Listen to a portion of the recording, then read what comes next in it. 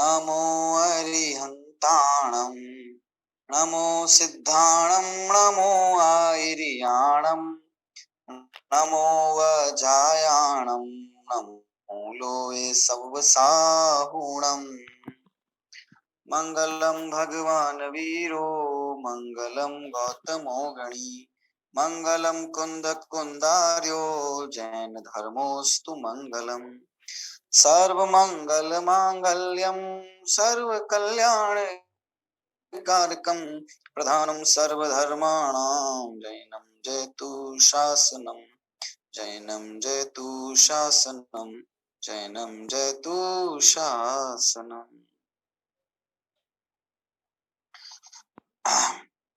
क्रमबद्ध पर्याय की चर्चा प्रवर्तमान है। सारे जगत का परिणमन एक निश्चित व्यवस्था में होता है और उस निश्चित व्यवस्था को ही क्रमबद्ध पर्याय कहा जाता है। क्रमबद्ध पर्याय की श्रद्धा में आत्मा की श्रद्धा आ गई, क्रमबद्ध पर्याय की श्रद्धा में सम्यक दर्शन भी समाहित हो जाता है, क्योंकि जब पर में कुछ करने का विकल्प शेष नहीं रहा, स्व में भी पर्याय मात्र को करने का विकल्प शेष नहीं रहा, तो उस पर से दृष्टि पर से और पर के लक्ष्य होने वाली पर्याय से है ना दृष्टि हटकर और स्व में आए बिना रहती नहीं है। ऐसा ही वस्तु का स्वभाव है और उसी पर मुखापेक्षी दृष्टि को अंतर्मुख करने के लिए ये चर्चा यहाँ पर क्रमबद्ध पर्याय की जैन दर्शन के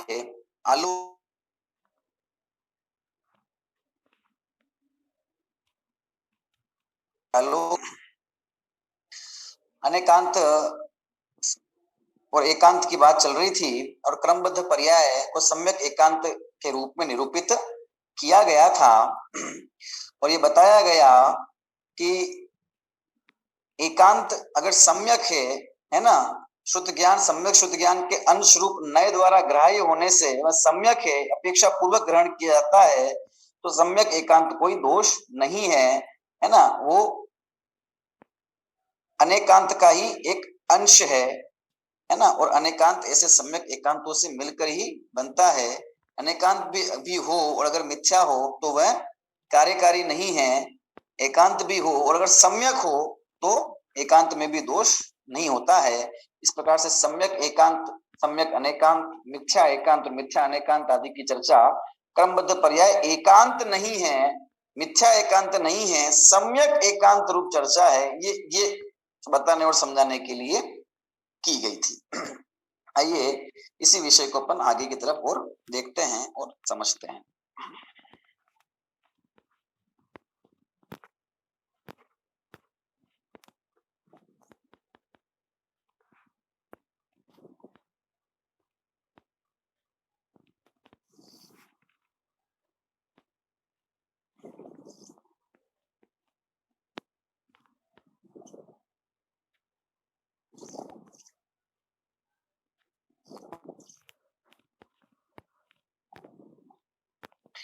हाँ देखिए यहाँ पेज नंबर 45 के ऊपर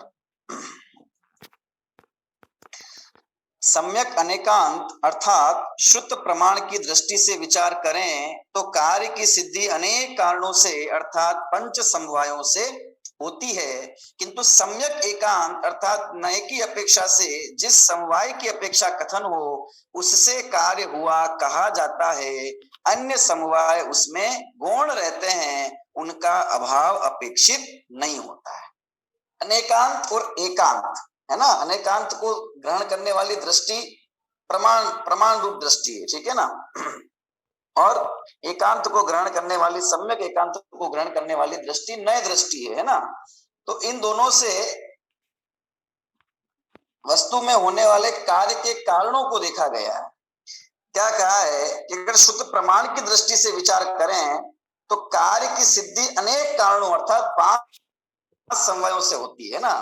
निमित्त से भी होती है, स्वभाव से भी होती है, काल लब्धि से भी होती है, होनहार से भी होती है और पुरुषार्थ से भी होती है। इन 5 समवायों से मिलकर 5 ही कार्य के नियामक हैं, 5 से कार्य की सिद्धि होती है। इस प्रकार सब कारणों को है ना संश्लिष्ट रूप से ग्रहण करके है ना, एक वृहद दृष्टि से कथन किया जाता है, तो ये प्रमाण के अंतर्गत इसका समावेश हो जाता है। इसलिए हो जाता है क्योंकि होती है कि वे पांचों कारण है ना, वे वहां विद्यमान है, और वे पांचों का जो महत्व है या पांचों का जो योगदान है वो बराबर है, कोई कम ज्यादा है नहीं है। कम ज्यादा हमारी दृष्टि में होता है, वो आगे नए का काम है, ठीक है ना। तो इस प्रकार से जब हम ये कहते हैं कि कार्य पांचों समवाय पूर्वक होता है, तो ये हम प्रमाण की भाषा में कहते हैं, ठीक है ना। और उसी पांच समवाय पूर्वक होने वाले कार्य में हम किसी एक कारण को मुख्य कर देते हैं और ये कहा जाता है कि कार्य इसकी वजह से हुआ है। कब? जब हम ये जानते हैं कि काम जो है वो पांचों समवाय से होता है, उसकी कार्य की उत्पत्ति में कोई एक ही कारण नहीं है ना। हम जिस कारण की अभी बात कर रहे हैं वो एक कारण हो सकता है, एक कारण हो सकता है मतलब एक कारण, लेकिन ये एक ही कारण है ऐसा नहीं। तो जब हम ये जानते हुए कि कार्य की उत्पत्ति में पांचों समवाय कारण हैं, ये जानते हुए जब किसी एक को मुख्य करते हैं तो अन्य उस समय स्वतः गौण होते हैं, तो ये दृष्टि एकांत की अर्थात नए की दृष्टि है। और ये दृष्टि गलत नहीं है, क्योंकि हम अन्यों को निषेध नहीं कर रहे अन्य कारणों का, लेकिन अभी उनकी मुख्यता से कथन नहीं किया जा रहा है। किंतु सम्यक एकांत अर्थात नए की अपेक्षा से जिस समवाय की अपेक्षा कथन हो उससे कार्य हुआ कहा जाता है। इसमें क्या दिक्कत है ना। निमित्त की मुख्यता से निमित्त की अपेक्षा से कथन करना हो तो निमित्त की मुख्यता होती है। एक क्षायिक सम्यक दर्शन केवली के पाद मूल में हो, केवली शुद्ध केवली के पाद मूल में होता है ना। तो केवली शुद्ध केवली के पाद मूल में तो बहुत लोग जाते हैं, सबको तो क्षायिक सम्यक तो नहीं हो जाता, लेकिन केवली शुद्ध केवली की महिमा बताने के लिए, है ना, उनका औचित्य सिद्ध करने के लिए ये कहा जाता है कि उनके पाद मूल में ही क्षायिक सम्यक्त की प्राप्ति होती है ना। और क्षायिक सम्यक्त की जब प्राप्ति होती है तब उनका वहां पर वैसा निमित्त सदा होता ही है, इस प्रकार का बना ही रहता है ना। इस कारण से उसके साथ में उसकी व्याप्ति की जाती है। तो निमित्त की मुख्यता से कथन किया तो हमने क्या बोला कि सम्यक दर्शन केवली के पाद मूल में होता है, तो क्या केवली भगवान सम्यक दर्शन कराते हैं क्या? अच्छा, दूसरी तरफ ये एक बात ये भी है कि जिनवाणी के श्रद्धांत से सम्यक दर्शन होता है, या देव शास्त्र गुरु के श्रद्धांत से सम्यक दर्शन होता है। ये निमित्त की कहा श्रद्धान होता है, सम्यक दर्शन होता है। ये कार्य कैसे होता है कि देव शास्त्र गुरु के श्रद्धांत से होता है।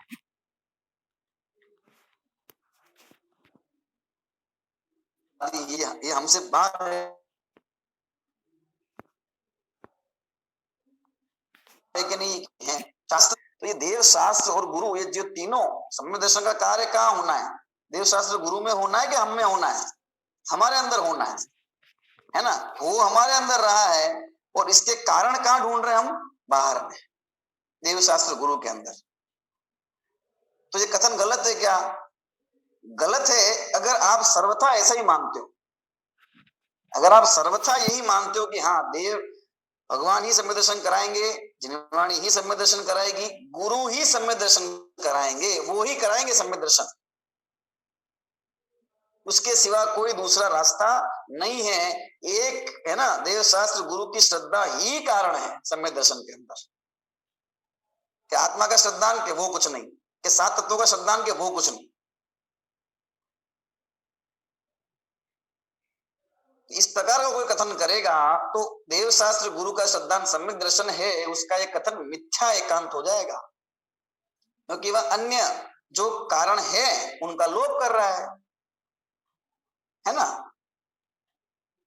तो यहाँ पे किस कारण की मुख्यता से कथन किया गया कि निमित्त कारण की मुख्यता से। कार्य क्या हुआ? सम्यक दर्शन। और कारण निमित्त कारण की मुख्यता से, पांच समय में से एक निमित्त है, उस निमित्त कारण की मुख्यता से कथन किया जाए तो ठीक है। अगर वे ये जानते हैं कि आत्म श्रद्धानम सम्यक दर्शनम तत्वार्थ श्रद्धानम सम्यक दर्शनम, ये जानते हुए अगर ये कहते हैं कि देव शास्त्र गुरु की श्रद्धा से सम्यक दर्शन होता है, तो उसके अंदर उसका अभिप्राय, उसे पता है कि इसका मतलब क्या है। देव शास्त्र गुरु की श्रद्धा से होता है, इसका क्या मतलब है? सम्यक दर्शन होता है।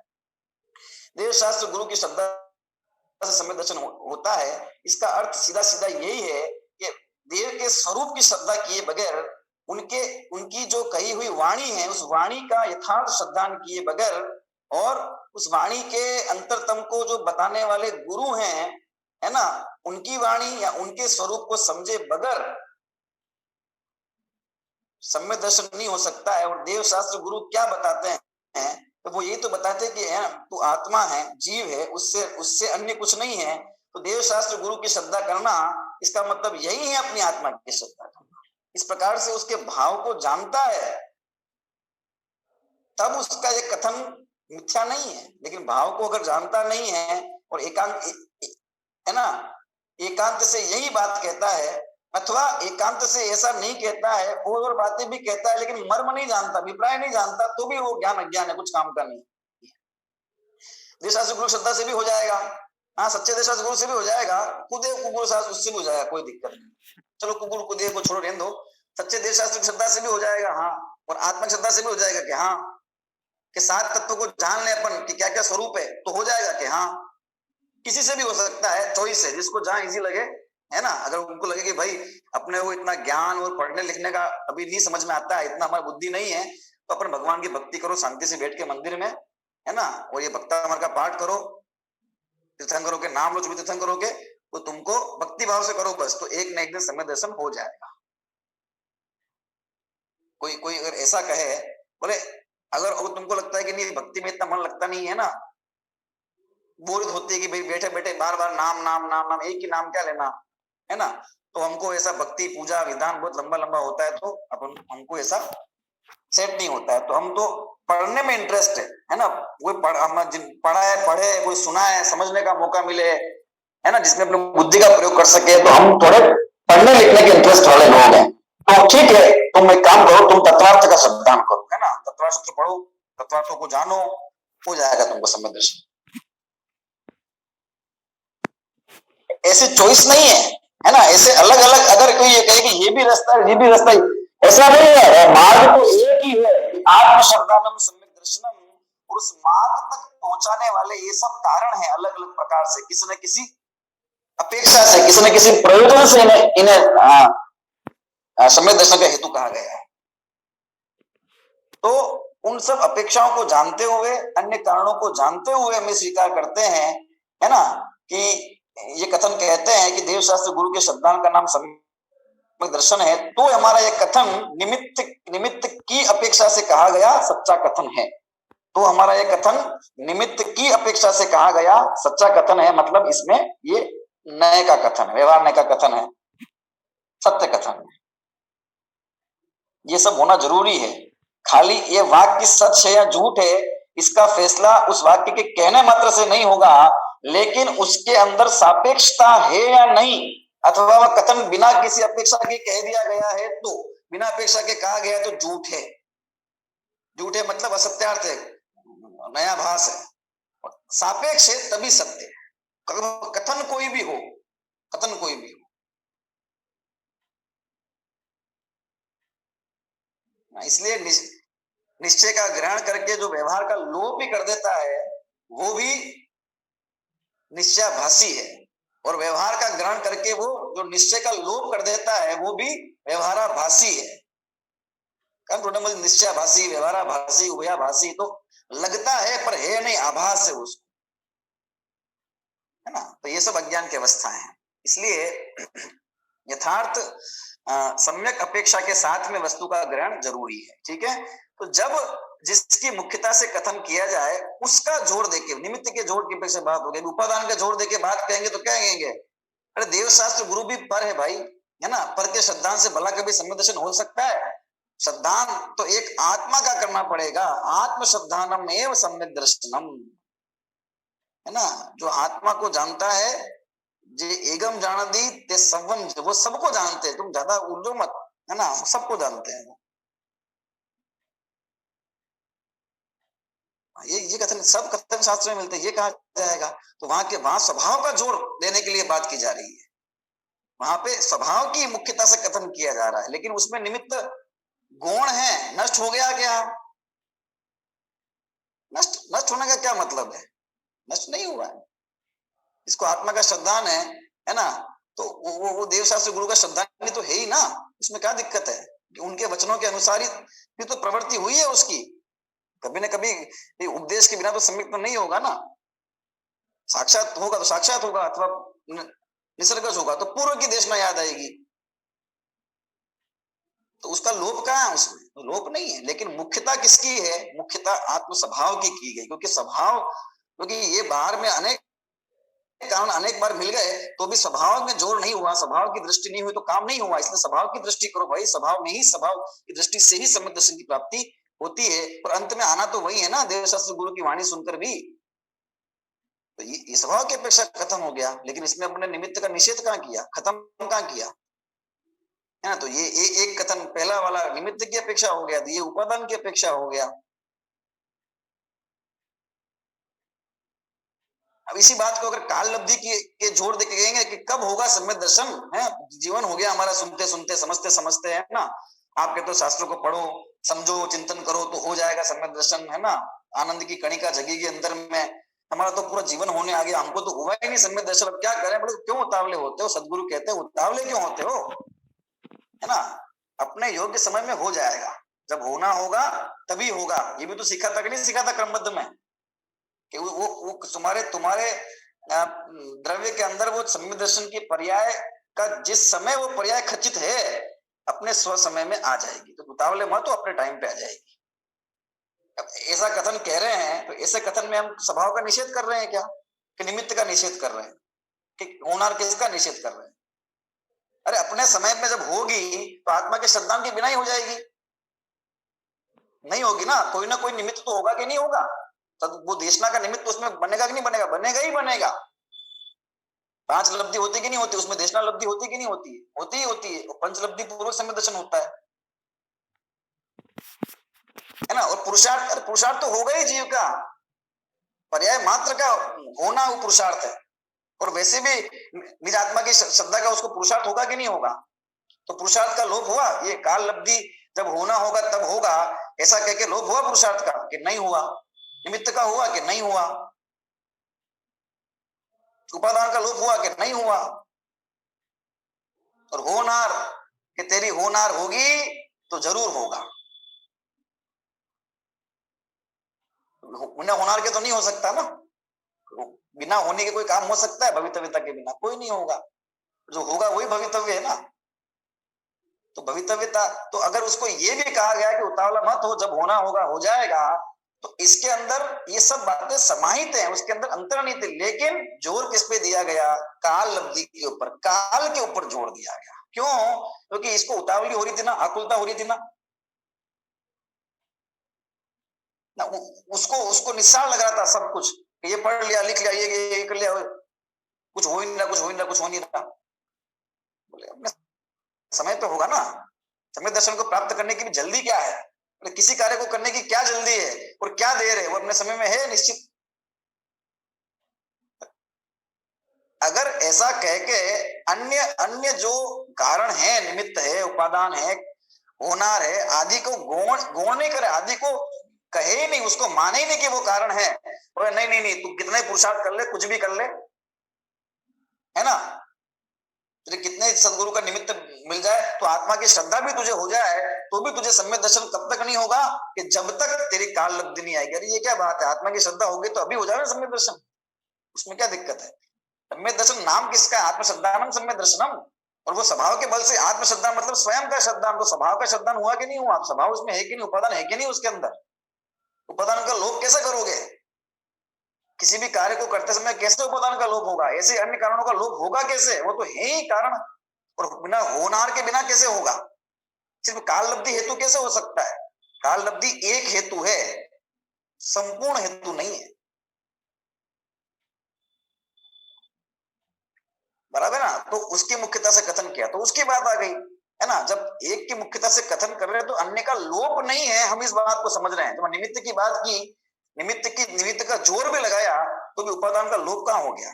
अभी काल लब्धि का जोर लगाया तो अभी निमित्त उपादान और उसका, है ना, होनार आदि का लोप कहां हुआ? नहीं हुआ ना लोप, उपादान का जोड़ लगाया तो भी निमित्त का लोप नहीं हुआ। जोड़ पांचों समवाय में से किसी का भी लगाकर कथन मुख्यता से किया जा सकता है, लेकिन ऐसा कथन करने पर भी अन्य समवायों का लोप नहीं होता। वस्तु में तो होता ही नहीं है, और जिस ज्ञान में नहीं होता है वो ज्ञान सम्यक है। लेकिन जो ज्ञान अन्य सब अपेक्षाओं को या तो जानता ही नहीं है या उसका लोप करता है, नष्ट करता है, तो वो ज्ञान मिथ्या है, वो एकांत है, मिथ्या एकांत। इसलिए क्रमबद्ध पर्याय के अंदर जब काल लब्धि और भवितव्यता की के ऊपर जोर लगा के बात की जाती है ना, सब पर्याय अपने अपने स्व समय में बंधी हुई है। जब जिस पर्याय को आना होगा तब आएगी, और जो आना होगा वो आएगी, जैसी पर्याय होना होगा वैसी होगी। इस तरह से हम उसको काल के अंदर भवितव्यता के जोर के अंदर उसको बांधते हैं, ऐसा कथन करते हैं उसकी मुख्यता से, तो ऐसा कहने पर ये मिथ्या एकांत नहीं हो जाता, क्योंकि हम अन्य सब समवायों को उस कार्य के कारण के रूप में स्वीकार करते हैं। अगर कारण के रूप में स्वीकार नहीं करेंगे तो फिर क्रमबद्ध पर्याय की भी कहां सिद्धि है। एक कार्य पांच कारण के बिना नहीं होगा ना, समवाय के बिना नहीं होगा ना, तो फिर कैसे सिद्धि होगी बताओ। कार्य तो होगा नहीं, तो कार्य नहीं है तो फिर क्या क्रमबद्ध है? कार्य तो है ही नहीं, फिर क्रमबद्ध क्या चीज है? कार्य मतलब पर्याय, तो पर्याय तो है ही नहीं, क्योंकि पर्याय कारण के बिना कार्य नहीं होता, कारणों को हम स्वीकार नहीं कर रहे, तो कार्य की स्वीकृति कैसे होगी फिर? कोई व्यक्ति कार्य को स्वीकार करे और उसके कारणों को स्वीकार नहीं करे, तो वो उसने कार्य को सही स्वीकार किया है कि नहीं किया है?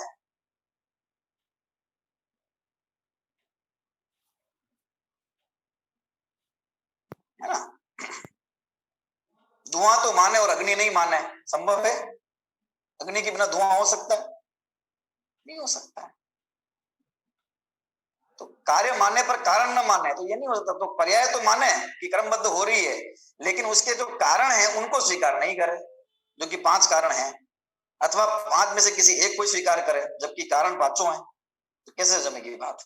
इसलिए क्रमबद्ध पर्याय की जब बात की जाती है ना, वहां पर चाहे काल लब्धि की मुख्यता से बात की जाए कि जब होना होगा तब होगा, है ना, या भवितव्यता की मुख्यता से जो होना होगा जब होना होगा, ऐसा काल लब्धि भवितव्यता इन दोनों के जोड़ लगाकर भी बात की जाती है, तो ऐसी स्थिति में भी पुरुषार्थ का लोप नहीं होता, ना निमित्त का लोप होता है और ना ही स्वभाव का लोप होता है, किसी का लोप नहीं होता।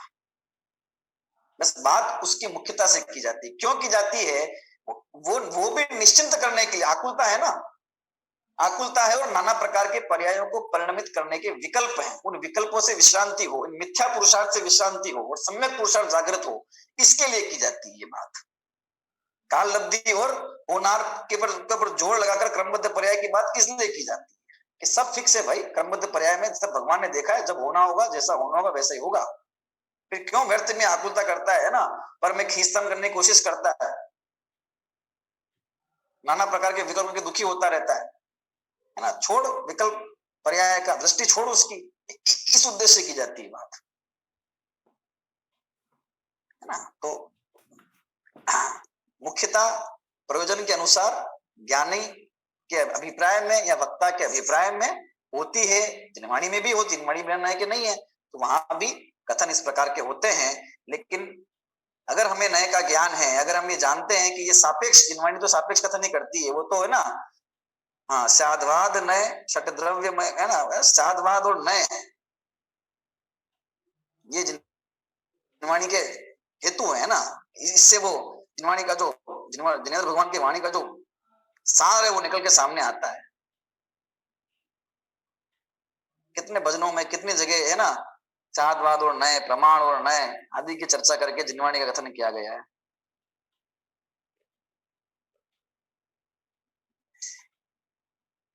आइए समझ में कि क्या मुख्यता किसकी है, उसकी अपेक्षा बात है। तो अन्य समवाय, है ना, जिस समवाय की अपेक्षा कथन हो उससे कार्य हुआ कहा जाता है, अन्य समवाय उसमें गौण रहते हैं, उनका अभाव अपेक्षित नहीं है। तो कैसे अभाव अपेक्षित नहीं है?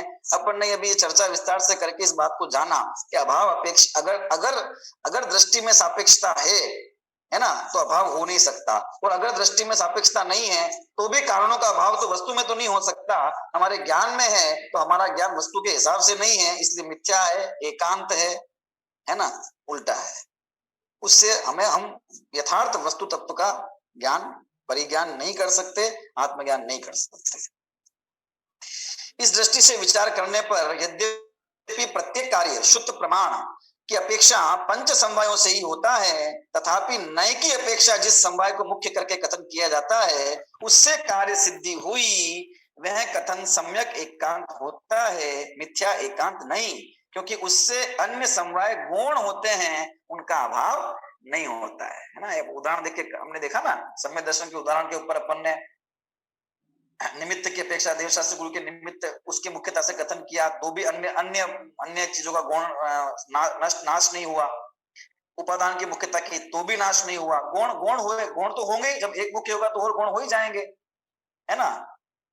काल लब्धि की मुख्यता की तो भी नहीं हुआ। पुरुषार्थ की मुख्यता करें, आत्मा का पुरुषार्थ करेगा, आत्मा को जानेगा, पहचानेगा, श्रद्धान करेगा, तब ना उसको सम्यक दर्शन होगा। तो वो जो आत्मा को जानेगा, पहचानेगा, है ना, इस प्रकार का पुरुषार्थ करेगा जीव, तो बिना ऐसा काल उसका पका नहीं होगा तभी हो जाएगा। और उस समय उसको कोई निमित्त नहीं होगा, देशनादि निमित्त नहीं होगी, है ना। स्वभाव भाई उसका मूल कारण जो उसका स्वभाव है वो पर्याय उस रूप परिणमित नहीं होगी क्या द्रव्य की। श्रद्धा गुण के का परिणाम सम्यक नहीं होगा क्या, कि होगा। जब सब होगा तो फिर पुरुषार्थ अकेले ने क्या किया, लेकिन जोर पुरुषार्थ का लगा रहे हैं, क्योंकि ये आत्म ज्ञान से उदासीन हुआ फिरता है, आत्म श्रद्धा से उदासीन हुआ फिरता है। मोक्ष चाहता तो है, लेकिन उसके उपायों में इसकी श्रद्धा नहीं है ना। मोक्ष सुख चाहता तो है, लेकिन वो मोक्ष सुख प्राप्त जिन कारणों से होने वाला रत्नत्र से, उसकी प्राप्ति में इसका कोई उत्साह नहीं है। भोगों में उत्साह है तो कहते हैं भाई इनको छोड़, आत्मा को जानने के पहचानने का प्रयास करेगा तब काम। ये पुरुषार्थ की मुख्यता से कथन कर दिया, लोभ का हुआ। लोभ नहीं हो सकता है ज्ञानी के ज्ञान में, प्रवक्ता के ज्ञानी के ज्ञान में या ज्ञानी के अभिप्राय में लोभ नहीं है, कभी नहीं है। इसलिए वो ज्ञानी है, सम्यक ज्ञान रूप नए और प्रमाण से युक्त है। अगर है तो अज्ञानी है। वस्तु में क्या, वस्तु में तो पांचों के पांचों हर समय है। अज्ञानी के अभिप्राय या अज्ञानी के अज्ञान से वस्तु खंडित नहीं होती, ज्ञानी के ज्ञान से वस्तु निर्मित नहीं होती। वस्तु अपने अपने स्व समय में अपने कार्य के हिसाब से पांचों कारणों पूर्वक होती रहती परिणाम होता रहता, चलता रहता है। बस अलग अलग प्रयोजन से अलग अलग कारण की मुख्यता की जाती है, उस पर जोर दिया जाता है, कथन करने की अपेक्षा, समझाने की अपेक्षा, है ना। अनेक अनेक कारण हो सकते हैं उसके। प्रस्तुत प्रसंग में काल की अपेक्षा कथन करने पर प्रत्येक कार्य स्वकाल में होता है। अगर अपन काल समवाय की मुख्यता करें तो क्या होगा, प्रत्येक काम अपने टाइम पर ही होगा, अपने स्व समय में होगा। जिस समय जो पर्याय खचित है वो समय जब आएगा तब वो पर्याय का उदय हो जाएगा। यह कहना सम्यक एकांत होगा, मिथ्या एकांत नहीं, क्योंकि इस कथन में पुरुषार्थ आदि अन्य समवाय गौण हुए हैं, उनका अभाव अभिष्ट नहीं है। अभाव तो हो ही नहीं सकता ना, इसलिए करना नहीं चाहते हैं। अभाव अभिष्ट हो तो ज्ञान झूठा है, तो सम्यक नहीं है, फिर मिथ्या है, फिर वही क्रमबद्ध पर्याय नीतिवाद हो जाएगा। अगर उसके अंदर सिर्फ काल लब्धि की मुख्यता नहीं, काल लब्धि को ही ग्रहण करके अन्य का सबका नाश कर देते हैं कारणों का, तो क्रमबद्ध पर्याय कह भी दोगे तो भी वो नीतिवाद हो जाएगा, मिथ्या एकांत हो जाएगा। और अगर नीतिवाद भी कहते हो लेकिन अन्य अपेक्षाओं को ग्रहण करते हो तो क्रमबद्ध पर्याय कहो, क्रम नियत पर्याय कहो, क्रमसर पर्याय कहो, कोई दिक्कत नहीं है। बस उसके भावों से मिलता जुलता होना चाहिए शब्द। क्योंकि इस कथन में पुरुषार्थ आदि अन्य समवाय गौण हुए हैं, उनका अभाव इष्ट नहीं है। इस प्रकार क्रमबद्ध पर्याय को सम्यक एकांत भी कहा जा सकता है, जो कि सम्यक अनेकांत का पूरक है, विरोधी नहीं, है ना। अनेक इसलिए जो क्रमबद्ध पर्याय एकांत होते हुए भी अनेकांत की, बोलो एकांत तो अनेकांत तो विपरीत बातें हैं, लेकिन फिर भी एकांत अनेकांत का पूरक है, क्योंकि तो सम्यक एकांतों का समूह ही अनेकांत है। अनेकांत के गुण धर्म के अलग बात है, एकांत के अगर हम स्वरूप में जाए तो वो अलग बात है, लेकिन फिर भी सम्यक एकांत अनेकांत का पूरक है। वस्तु में दिखाई देने वाली दो विरोधी धर्म विरोधी दिखाई देते हैं, विरोधी होते हुए भी वो एक दूसरे के साथ रहते हैं और वस्तु को समझ लीजिए बनाते हैं, और एक दूसरे के पूरक भी हैं। अस्तित्व नास्तित्व, नास्तित्व है इसीलिए अस्तित्व है। जीव द्रव्य स्वद्रव्य क्षेत्र काल भाव से है क्योंकि वो परद्रव्य क्षेत्र काल भाव से नहीं है। अगर परद्रव्य क्षेत्र काल भाव से होता तो मिल जाता, फिर उसका अस्थि खत्म हो जाती स्वयं की। और अस्तित्व है इसीलिए नास्तित्व जिंदा है, क्योंकि वो स्वद्रव्य क्षेत्र काल भाव से है ना, उसमें है पना, ये उसका गुण है कि नहीं है। वो स्व से है इसीलिए पर से नहीं है, वो पर से नहीं है इसीलिए स्व से है। ये पूरक है, विरोधी अस्तित्व नास्तित्ववादी गुण, लेकिन पूरक है। इसी तरह एकांत अनेकांत, ठीक है ना। तो क्रमबद्ध पर्याय वस्तु स्वभाव की या जैन दर्शन के अनेकांत सिद्धांत की नाशक नहीं है, उसकी पूरक ही है। बस उसको समझना पड़ेगा। एकांत कहते हो तो कहो, लेकिन सम्यक एकांत कहो, क्योंकि हम केवल काल लब्धि के जोड़ से या होनार के जोड़ से बात नहीं करते। हम पांचों समवाय को ग्रहण करते हैं, बस जब मुख्यता देनी होती है तो उसको दे देते हैं। यहाँ काल लब्धि या होनार की मुख्यता से क्रमबद्ध पर्याय में प्राय कथन किया जाता है, तो वो सापेक्ष कथन है, नए की अपेक्षा किया गया कथन है, सम्यक एकांत रूप कथन है, उसमें कोई दिक्कत नहीं है और सम्यक एकांत को ग्रहण करने में कोई दिक्कत नहीं है। एक कारण यह भी है कि सम्यक एकांत और मिथ्या एकांत का भेद न जानने वाले को क्रमबद्ध पर्याय की बात एकांत सी लगती है ना। एकांत है तो एकांत है, ये तो एकांत है। एकांत और अनेकांत अगर स्वरूप ही ख्याल में नहीं है तो फिर कुछ भी कह दो ना। किसी ने कुछ कह दिया और हमने उसको स्वीकार कर लिया, अपने बुद्धि का जो व्यापार है हमने उसी प्रकार से किया। भाई किसी की कही हुई थोड़ी है क्रमबद्ध पर्याय, किसी ने कह दिया इसलिए थोड़ी वस्तु का परिणमन क्रमबद्ध है। क्रमबद्ध तो है, वस्तु स्वरूप में ये है। भगवान जिनेंद्र भगवान ने कहा है और उन्होंने भी कह दिया इसलिए नहीं हो गया, था इसलिए कहा है। तो जिनेंद्र भगवान के ज्ञान में भी वस्तु जैसी है वैसी आती है, उनके कहने से वस्तु वैसी नहीं हो जाती है, लेकिन उनका ज्ञान यथार्थ होता है, इसलिए जैसा उन्होंने कथन किया है वस्तु भी वैसी ही होती है, पर कहने से नहीं होती।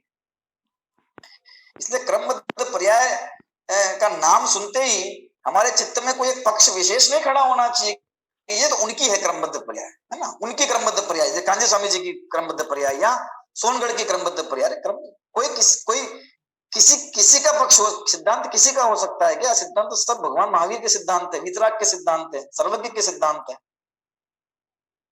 इस व्यामोह से हटकर, है ना, इस पक्ष से, पात से, या इस एकांत, ये भी एकांत बुद्धि है, इनका छोड़ो, क्या पढ़ना, ये सब गलत है, सही नहीं है।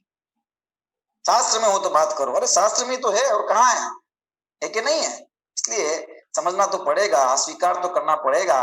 अगर समझेंगे नहीं, स्वीकार नहीं करेंगे तो, क्योंकि आत्म श्रद्धान में, यहाँ सम्यक दर्शन की प्रक्रिया में, तत्व के चिंतन की प्रक्रिया में शामिल है, ये शामिल है। जो भी साधक है, जिसने भी अनुसंधान किया है गहराई से तत्व का, तो उसने स्वीकार किया है, उसमें क्या दिक्कत है? ज्ञानियों का अनुभव है ये, और इसीलिए शास्त्रों में सर्वत्र हमें इसके पोषक कथन मिल जाते हैं, है ना।